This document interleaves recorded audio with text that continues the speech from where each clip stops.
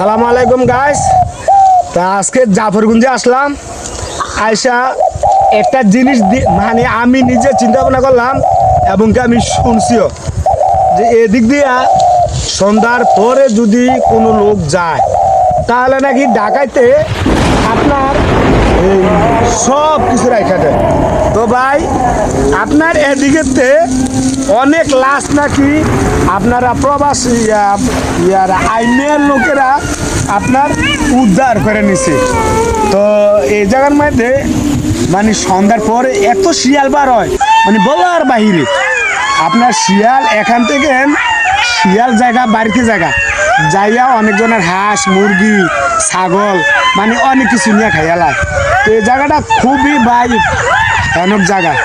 তো ভিডিওটা কেমন লাগলো সবাই কমেন্টে জানিয়ে যাবেন। হ্যাঁ ভাই।